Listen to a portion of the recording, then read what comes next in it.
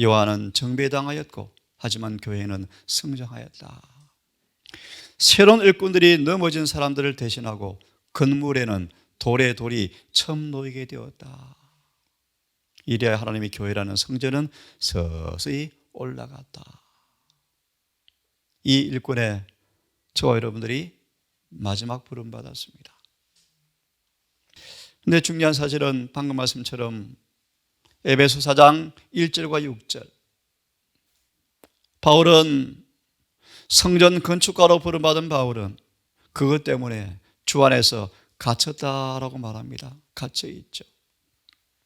갇힌 바울이 말하기를 너희가 부르심을 입은 부름에 합당하게 행하여 모든 겸손과 온유로 하고 오래 참음과 사랑 가운데서 서로 용납하고 평안에 매는 줄로 성령에 하나 되게 하신 것을 힘써 지키라.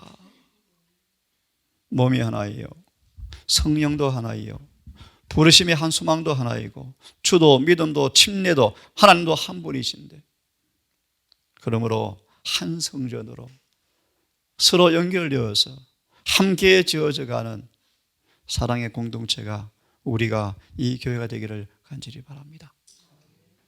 어떻게 주님께 우리의 성전을 건축하시는가? 다르게 말씀드리면 더러워진 성전을 어떻게 정결케 해서 성전을 정결케 회복케 하시는가? 소망 161페이지 2페이지 말씀입니다. 고전 3장 16절 17절입니다. 너희는 하나님의 성전인 것과 하나님의 성령께서 너희 안에 거하시는 것을 알지 못하느냐? 누구든지 하나님의 성전을 더럽히면 하나님이 그 사람도 멸하시리라. 하나님의 성전은 거룩하니 너희도 그러하니라. 어떤 사람도 마음을 점령하고 있는 악한 세력을 스스로 내어쫓을 수가 없다. 그죠? 우리는 악한 생각 하나마저 스스로 통제할 수가 없죠. 그죠? 지난번에 사단은 시험과 느낌으로 얼마든지 우리를 괴롭힐 수 있죠. 우리는 스스로 생각도 지킬 수가 없는 사람이죠. 하물며 우리 마음속에 들어오는 악기를 어떻게 내어쫓을 수가 있겠습니까? 하지만 예수께서만이 영혼의 성전을 정결케 할 수가 있다. 하지만 그분은 강제로 들어오지 않으신다. 문을 스스로 뭐한다? 열어야 한다. 하루 동안만 와 계시지 않을 터인데 들어가하며 오래 머물러 계속 거하시면서 우리의 죄를 발로 밟으시고 우리의 죄를 깊은 바다에 던지시면서 우리 영혼의 임재를 통하여 정결하게 하고 성결하게 하여 주님의 거룩한 성전과 성령 안에서 하나님의 거하실 처소가 되게 하실 것이다. 오늘 우리 마음을 두드리시는 음성을 오늘 기도처럼 귀와 마음을 여셔서 잘 듣기를 바랍니다. 내게 무슨 악한 것이 있나 살피시고 우리를 영원한 길로 인도하라는 기도가 이루어지기를 간절히 바랍니다. 그분의 교회는 시편 144편 하나님의 식양대로 건축되어야 한다. 그러면 건축가가 된 천사가 또 건축가로 묘사하네요. 금으로 된 청량 막대기를 가져오셔서 그 청량 막대기에 일치되게 돌들을 자르고 연마하고 마강하여 사방에서 어느 빛으로 봐도 그 돌이 반사되어지도록 광선을 내도록 건축가 천사가 청량 막대기를 가져와서 돌들을 자르고 연마한다. 고넬료를 누가 인도했습니까? 천사들이 인도했죠. 그렇죠? 교회는 하늘에서 내린 만나를 먹어야 하고 오직 그분의 은혜의 보호를 받아야 한다. 빛과 의의 완전한 갑주를 입고서 교회는 최후의 투쟁 속으로 들어간다. 불순물과 쓸모없는 물질은 불타버릴 것이며 진리의 영향력은 그 성화시키고 고상하게 하는 특성을 세상에 마침내 증가하게 되어진다. 늦은 배를 받은 이 교회의 모습을 잘 묘사합니다. 마지막 한 말씀 더 보겠습니다. 건축물이라 집이라 라는 말씀에서 잘 아시는 말씀이에요. 율법은 우리에게 뭘 요구하신다고요? 의, 완전한 의를 요구하시죠. 완전한 의. 흠도 점도 없는 의를 요구하시죠. 지난번 공부처럼 그분은 이 계획을 바꾼 적이 전혀 없다. 우리는 오직 신의 성품에 참여해야만 한다. 구원의 조건을 주님께서 변경시킨 적이 한 번도 없죠. 우리는 그분의 의, 완전한 의의 품성에 참여해야 합니다. 인간은 스스로 이 건물을 완성할 수가 없죠. 주님께서 오셔서 대리인과 담보인이 되어서 건축을 해 놓으셨습니다. 이제 건축의 모형을 따라서 우리 안에 그분께서 건축하기 원하십니다.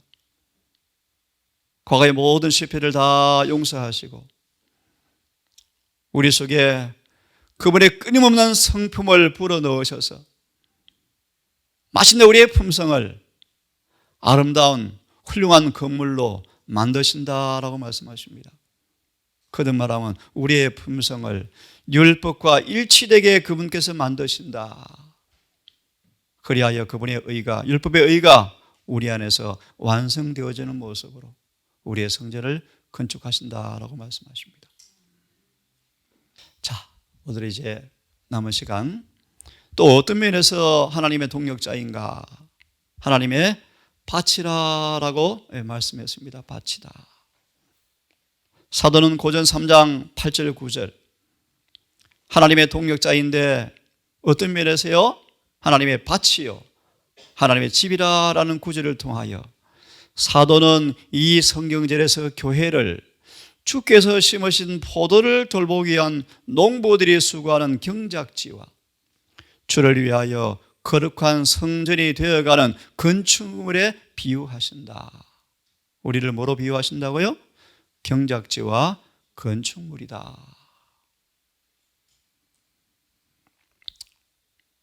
함께 여러 번 읽어봤으면 좋겠습니다. 실물교원 60페이지 말씀 시작. 하나님의 말씀이 사람의 유전과 후천적으로 이루어진 품성과 생활 습관 등과 충돌할 때가 있다. 밭에 돌이 많죠. 가시가 있죠. 엉겅퀴가 있죠. 우리 밭에. 그러나 그 좋은 마음밭을 가진 청중은 하나님의 말씀을 받아들일 때 계시된 모든 요구 조건을 다 받아들인다. 그러고는 그의 모든 습관과 관습과 행위를 하나님의 말씀에 복종시킨다. 맞아 있습니다. 그들은 유한하고 허물 많은 인간의 말이 무한하신 하나님의 말씀에 비하면 전혀 보잘것이 없다는 견해를 갖게 되어지고 그런 전심을 다해서 오직 한 가지 일념으로 영생을 구하게 되고 모든 손실과 박해와 죽음의 대가를 치르더라도 진리를 순종할 것이다. 참 좋은 밭이죠. 죄가 없는 사람의 마음밭을 의미하는 것이 아니고요. 우리 모든 죄인들이죠. 하지만 이런 좋은 밭은 농부가 어떤 쟁기를, 어떤 칼을 한다 할지라도 그대로 순응하는 사람들. 그죠? 한 가지 생각으로 영생을 구하기 위해서 우리의 마음밭에 농사지는 그 농부의 손길에 결과가 손실, 박해, 죽음이 온다 할지라도 순종하는 사람들. 이것이 뭐다? 좋은 밭이다. 이 말씀을 듣는 우리 모두가 깊은 회개의 경험을 통하여 기도처럼 정말 마음이 부드러워져서 좋은 밭이 되어서 농부의 눈물과 피로 적시고 그러면 주어진 그분의 희생의 대가로 우리 마음밭에 아름다운 열매 가득한 하루가 되기를 간절히 바랍니다. 히브리서 6장 8절을 찾겠습니다. 히브리서 6장 8절 7절과 8절을 같이 보겠습니다. 찾았으면 함께 읽습니다. 히브리 6장 7절 8절 시작. 땅이 그 위에 자주 내리는 비를 흡수하여 밭 가는 자들의 쓰기에 합당한 채소를 내면 하나님께 복을 받고 만일 가시와 엉겅퀴를 내면 불임을 당하고 저주함에 가까워 그 마지막은 불사람이 되리라. 누가복음 13장 6절과 누가복음 13장 6절과 9절을 제가 읽습니다. 이에 비유로 말씀하시되 누가 13장 6절 포도원에 무화과 나무를 심은 것이 있더니 와서 그 열매를 구하였으나 얻지 못한지라. 농부의 수고의 목적은 분명하죠. 열매죠. 주님께서 우리 마음밭을 바라보시면서 마태복음 21장 너무 시장하시답니다. 그래서 우리 마음밭에 열매를 그렇게 그분이 원하신대요. 하지만 이 본문을 보니까 슬픈 얘기입니다. 열매를 구하였으나 얻지 못한지라. 과온 지객이 이르되 내가 3년을 와서, 무슨 말씀 잘 아시겠죠? 그분의 공생에 유대인 포도원에 열심을 다해 농부가 수고했지만 시가를 구하였지만 얻지 못하였다. 그래서 찍어버리라. 어찌 땅만 버리느냐. 이 선고가 예내신에 되어 있습니다. 오래전에 바래졌다. 예를 들면 AD 31년 이미 선고는 끝났는데 8절 9절 때문에 AD 70년까지 또 연장되었답니다. 보실래요? 대답하되 주인이여, 포도원 주인이여, 금년에도 그대로 좀 주시면 좋겠습니다. 내가 두릅하고 걸음을 또 주어 보겠습니다. 9절은 우리에게 스스로 답을 내리도록 주신 말씀이랍니다. 이후에도 만일 실과가 열면이오니와 그렇지 않으면 찍어버리소서 하였다 하시니라. 이 말씀을 보니까 한 말씀을 좀 더 보고 싶은 생각이 들어집니다. 보고 연애시를 보겠습니다. 로마서를 좀 펴십시오.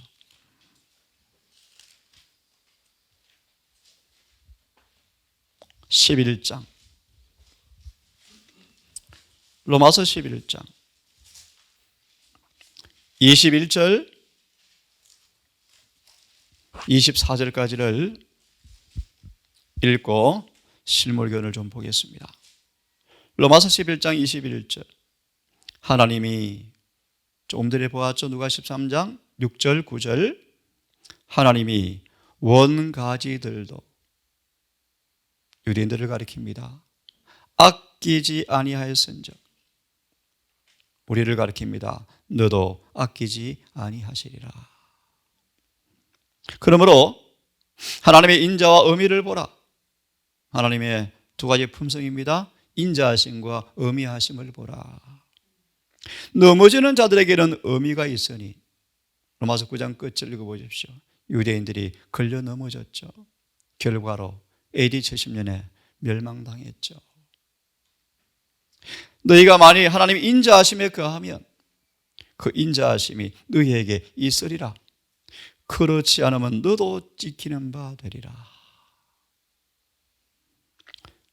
저희도 믿지 않은 데 거하지 아니하면 접붙임을 얻으리니 이는 저희를 접붙일 능력이 하나님께 있음이라. 아멘입니다.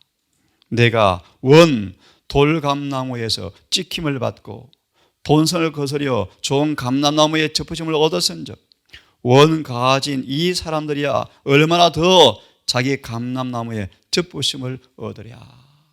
하나님이 그렇게 유대인들을 사랑하고 아끼셨죠. 자, 이 말씀을 중심으로 실물견을 좀 보겠습니다. 213페이지 실물견 213페이지를 좀 펴시기를 바랍니다. 하나님의 밭이라라는 차원에서 하나님의 교훈을 좀 보겠습니다. 폈습니까? 213페이지, 214페이지를 펴시면 좋겠습니다.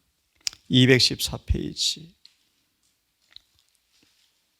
폈으면 예수께서는 계속해서라는 말씀이 있습니다. 이 말씀을 요약해서 읽어내려가겠습니다. 조금 전에 보았습니다. 누가 13장 6절 9절 한 사람이 포도원에 무화과를 심었더니 와서 열매를 구하였는데 얻지 못했습니다. 그렇죠? 넘어가십시오. 이 말씀을 들은 사람들은 그의 말씀의 뜻을 확실히 다 이해했다. 그죠? 오해할 수 다 알아들었죠. 이스라엘 나라가 포도원이었고 우리 여러분 각자가 이스라엘 족속의 나무였다. 구주께서 오셨던 당시 주의 포도원은 특별한 보호와 축복의 울타리 속에 있는 무화과 나무로 대표되었다. 당신의 백성에 대한 하나님의 목적과 그들 앞에 놓인 영광스러운 장래의 가능성이 이사야 61장 3절로 묘사되었다. 의의 나무로 나의 영광을 나타낼 나무로 주님께서 목적과 가능성을 보여주었다라고 쭉 말씀하시면서 넘어가세요. 215페이지. 그런데 이 말씀을 좀 깊이 생각해 봅시다. 그런데 좋은 포도 맺기를 바랐더니 덜 포도를 맺힘이 어찌 연고인고. 이사야 5장의 말씀이죠. 그래서 당시 사람들은 그 전 시대의 유대인들보다 더 경건한 체했으나 오히려 하나님의 영의 감화는 결핍되어 있었다. 지금 남은 교회가 똑같답니다, 여러분. 요셉의 생애를 그처럼 향내내게 하고 아름답게 한 보배로운 품성의 열매가 유대 백성 중에는 나타나지 않았다. 요셉은 무성한 가지라 얼마나 가지가 발육을 잘 되었는지 가지가 길게 옆집까지 다 번졌죠. 그 요셉의 모습이죠. 하나님께서는 당신의 아들을 보내사 열매를 차지하셨으나 얻지 못하였다. 이스라엘 백성은 땅을 폐하는 자들이었다. 어찌 땅만 버리겠느냐. 이 백성의 존재가 오히려 저주가 되었다. 참 두려운 얘기입니다, 여러분.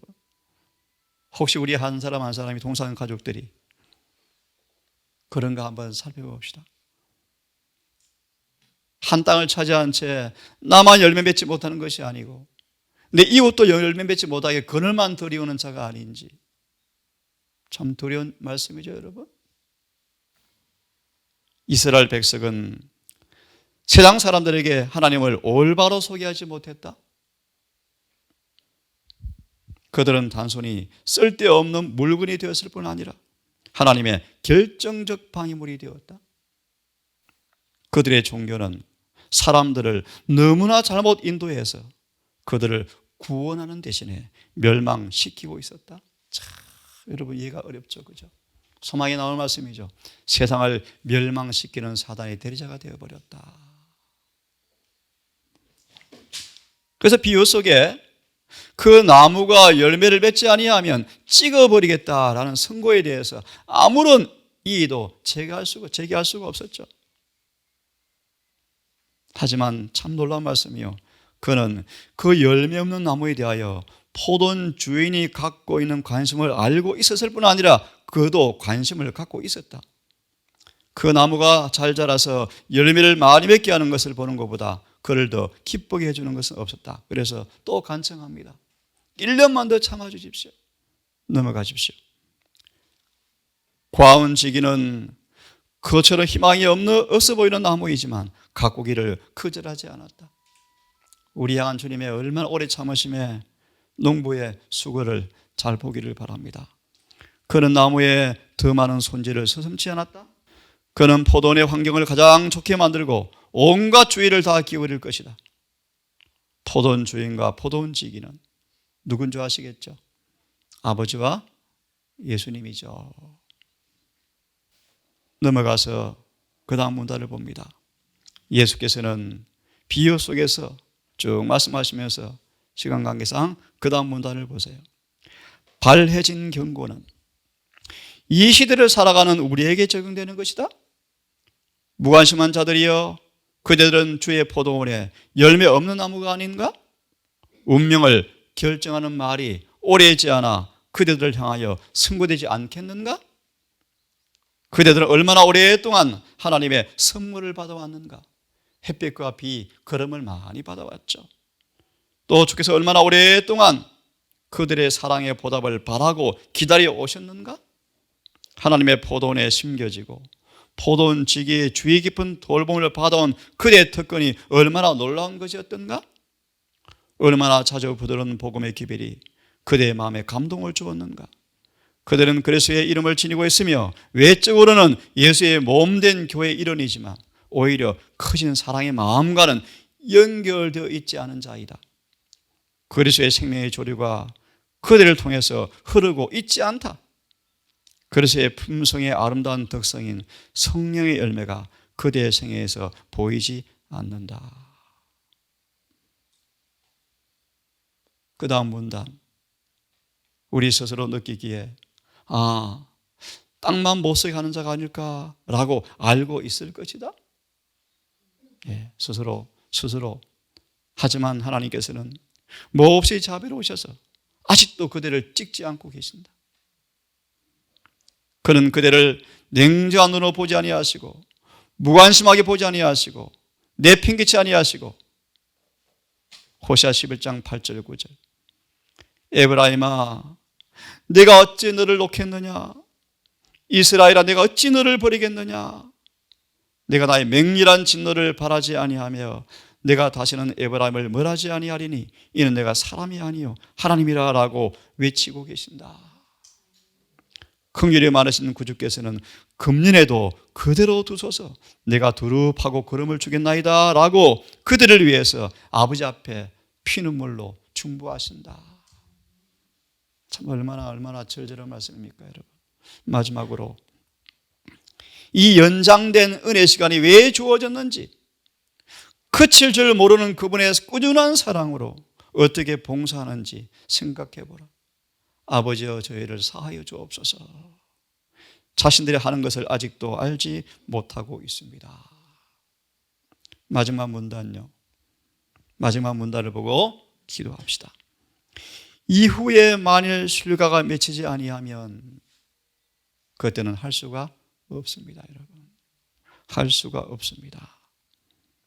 호시아 14장 1절 8절을 나중 읽기를 바라면서 성령의 역사의 반응을 나타내지 않은 사람들은 점점 완고해져서 마침내 성의 감화를 전혀 감지할 수 없게 되어지는 바로 그때 찍어버리라 어찌 땅만 버리느냐라는 선고가 내려진다.